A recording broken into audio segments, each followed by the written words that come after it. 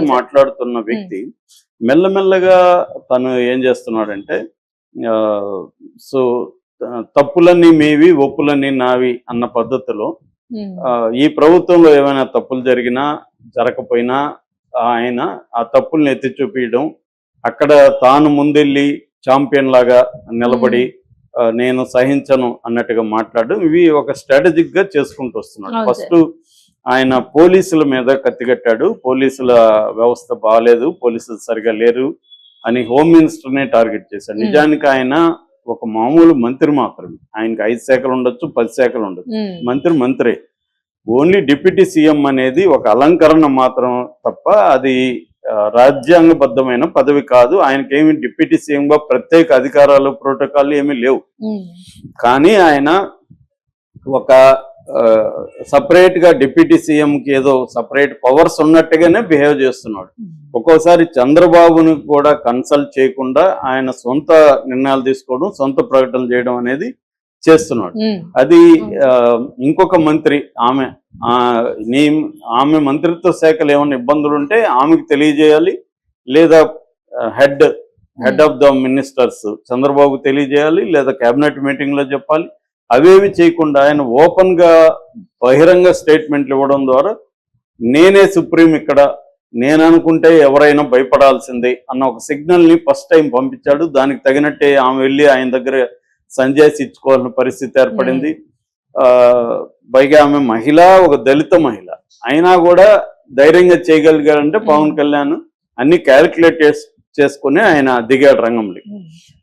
దాని తర్వాత తిరుమల లడ్డు విషయం చంద్రబాబుకు మైలేజీ కోసం చంద్రబాబు స్టార్ట్ చేశాడు. నిజానికి అందులో ఏమీ లేదు, ఏమీ కూడా తేలదు. కానీ చంద్రబాబు దాన్ని రాజకీయంగా ఉపయోగించుకుందామని చేశాడు. దాన్ని కూడా పవన్ కళ్యాణ్ హైజాక్ చేసి తాను దాన్ని ఎప్పటి నుంచో ఆయన చిన్నప్పటి నుంచి హిందూ అయినట్టు, నిజానికి వాళ్ళ ఫ్యామిలీలు అందరూ ఎక్కువ మంది దేవుడిని నమ్మని ఫ్యామిలీ అది. ఈయనకు కూడా ఏమి గతంలో అంతా ఆయన గుళ్ళకు పోయింది, గోపురాలకు పోయింది ఎప్పుడు కూడా లేవు. అలాంటి వాడు సడన్ గా సనాతన ధర్మానికి తానే ఛాంపియన్ అయినప్పుడు ఒక కలరింగ్ ఇచ్చుకొని ఒక సినిమాటిక్ డ్రామా చేశాడు. అది దాని తర్వాత కాకినాడ, నిజానికి ఆయన శాఖ కాదు, ఆయనకి సంబంధం లేదు. అక్కడ ఏమన్నా జరుగుతుంటే మళ్ళీ ప్రభుత్వం దృష్టికి అక్కడికి వెళ్ళిపోయి సీజ్ ద షిప్ అని సినిమాటిక్ గా చెప్పారు. సీజ్ ద షిప్ అనే అధికారం ఈయనకి లేదు. స్టేట్ గవర్నమెంట్ అనుకున్న సీజ్ ద షిప్ అనేది సాధ్యం కాదు. అది ఇంటర్నేషనల్ మ్యారిటైమ్ ట్రేడ్ లాస్ ఉంటాయి, దాని ప్రకారమే ఒక షిప్ ని సీజ్ చేయాలంటే ఎంతో తతంగం ఉంటది. అది ఈజీగా పోయి సీజ్ ద షిప్ అనేస్తే సీజ్ అయిపోదు, సినిమా కాదు ఇది. సో రియల్ లైఫ్ అవన్నీ ఆయనకి తెలీదా? తెలుసు. కానీ అక్కడ కూడా ఆయన ఎలివేట్ అవ్వాలి, ఒక బిల్డప్ ఇచ్చుకోవాలి, తెలిసే చేశాడు. పవన్ కళ్యాణ్ ఏమో అజ్ఞానం చాలా మంది అనుకుంటారు, కానీ పవన్ కళ్యాణ్ అజ్ఞానం కాదు, ప్రతిదీ చాలా ఆర్గనైజ్ చేస్తాడు. ఆయన వెనక మోడీ ఉన్నాడు, అమిత్ షా ఉన్నాడు. ఒకవేళ పవన్ కళ్యాణ్ తప్పుటడుగులు వేస్తే వాళ్ళు గైడ్ చేస్తారు. ఈ కూటమి ప్రభుత్వం మీద ఎంత ఉందనేది ఇప్పుడు అర్థమైంది. అయితే పవన్ కళ్యాణ్ ఒకడే ఉన్నాడా, దీని వెనక బీజేపీ లేదా? ఖచ్చితంగా బీజేపీనే నడిపిస్తుంది. అందుకని లేకపోతే చంద్రబాబు పవన్ కి భయపడ్డాడు, చంద్రబాబు బీజేపీకి భయపడే పరిస్థితి క్లియర్ గా కనిపిస్తుంది. చంద్రబాబు కాదు, జగన్ అయినా. అందుకనే ఆమె ఎవరు షర్మిల చెప్పినట్టుగా బీజేపీ అంటే బాబు, జగన్, పవన్ అనేది. ఎందుకంటే వీళ్ళు ముగ్గురు బీజేపీకి బానిసల్లాగా, లేకపోతే బీజేపీ చెప్పినట్టుగా వినేవాళ్లే ముగ్గురు కూడా. వీళ్ళిద్దరు భయంతో వింటుండొచ్చు, జగన్ అండ్ బాబు. పవన్ ఏమో తన సీఎం కావాలంటే బీజేపీ అండ కావాలనేది పవన్ క్లారిటీ ఉంది. ఎందుకంటే వేరే రకంగా ఆయన సీఎం అయ్యే పరిస్థితి లేదు. బీజేపీ అండ ఉంటేనే అవ్వచ్చు లాంగ్ టర్మ్ లో అయినా.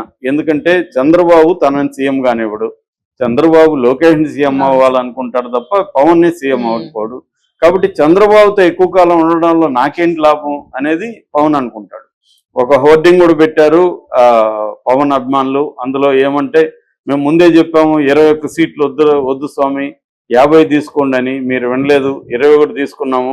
ఆ 21తో గేమ్ చేంజ్ చేయొచ్చు అనుకున్నాం. గేమ్ చేంజర్ సినిమా లాగే అది కూడా పోయింది అని రాశారు వాళ్ళు. దాని తర్వాత కుర్చీ మనకు భిక్ష అని వాళ్ళు అంటున్నారు.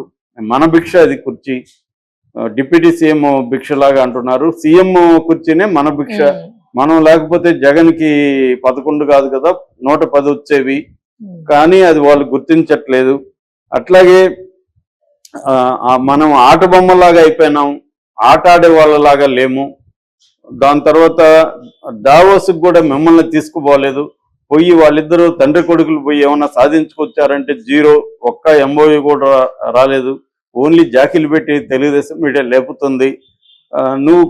బొమ్మ కూడా వేశారు. ఆ బొమ్మలో పవన్ కళ్యాణ్ కుర్చీ కేసు చూస్తున్నాడు ఇలాగా. అంటే సీఎం పోస్ట్ నువ్వు అలా చూస్తా ఉంటే మాకు తరుక్కుపోతుంది ఇలాగ రాశారు. మరి నిజంగా పవన్ కళ్యాణ్ నమ్మాలని రాశారా, లేకపోతే వైసీపీ వాళ్ళు ఇలాగ డ్రామా చేశారు తెలియదు, కానీ అది విపరీతంగా సర్క్యులేట్ అవుతుంది ఈ పోస్ట్, ఈ ఫ్లెక్సీ అనమాట, ఈ హోర్డింగ్.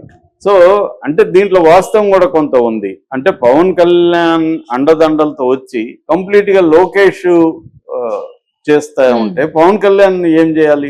అందుకని పవన్ కళ్యాణ్ కూడా తెలివిగా ఈ గేమ్ మొదలు పెట్టాడు. దీని వెనుక బీజేపీ ఉంది. ఇప్పుడు బీజేపీ ప్లాన్ ఏంటంటే, చాలా మందికి డౌట్ ఏంటంటే జగన్ ఎందుకు బీజేపీ వదిలేసింది అంటే, బీజేపీకి కొంత ఒక రకమైన లాంగ్ టర్మ్ వ్యూహం ఉంది ఆంధ్రప్రదేశ్. ఆ వ్యూహం ఏంటంటే తాము బలంగా ఎదగాలని. బీజేపీ ఏ పార్టీల మీద టెంపరీగా డిపెండ్ అవుతుంది తప్ప లాంగ్ టర్మ్ లో బీజేపీ సొంతంగా బలపడాలనేది దాని స్ట్రాటజీ. ఎనీ పొలిటికల్ పార్టీలకు కూడా అదే స్ట్రాటజీ ఉండాలి, ఉంటాయి కూడా. కొన్ని స్ట్రాటజీ ఉన్నా కూడా అమలు చేయలేవు. కాంగ్రెస్ పార్టీకి కూడా అదే స్ట్రాటజీ. కానీ కాంగ్రెస్ పార్టీ ఇతర పార్టీని కలుపుకోవడంలో ఫెయిల్ అవుతుంది, తను స్ట్రెంగ్త్ అవ్వడంలో కూడా ఫెయిల్ అవుతుంది. అని బీజేపీ సక్సెస్ అవుతుంది ఓవరాల్ గా. సో అందుకని ఆంధ్రప్రదేశ్లో ఏంటంటే బీజేపీకి కమ్మ కాపు కాంబినేషన్ ని సెట్ చేసుకొని, కమ్మ ఎవరంటే చంద్రబాబుతో ఉన్న కమ్మాస్లో కొంతమందిని చేల్చడం, ఎన్టీఆర్ వెనకుండే కమ్మాస్ని పెద్ద ఎన్టీఆర్ చేయడం. అందుకని ఎన్టీఆర్ ఫ్యామిలీ నుంచి పురంధేశ్వరం తీసుకొచ్చారు. ఇప్పుడు బాలకృష్ణకి పద్మభూషణ్ అవార్డు ఇచ్చారు. అంతకుముందు జూనియర్ ఎన్టీఆర్ని అమిత్ షా కలిశాడు. ఇవన్నీ ఏంటంటే వ్యూహాత్మకంగా వాళ్ళు వెళ్తున్నారు. పవన్ కళ్యాణ్ ని సీఎం గా అనౌన్స్ చేస్తే, ఎందుకంటే 83 తర్వాత ఈ రెండు కులాల నుంచే సీఎంలుగా ఉంటున్నారు, ఉమ్మడి ఆంధ్రప్రదేశ్కైనా ఇప్పుడు ఆంధ్రప్రదేశ్కైనా. సో వేరే కులం లేదు. అందుకని ఇప్పుడు కాపులకి ఆస్పిరేషన్స్ ఉన్నాయి, కాపు రిప్రజెంటేటివ్ సీఎం అవ్వాలని.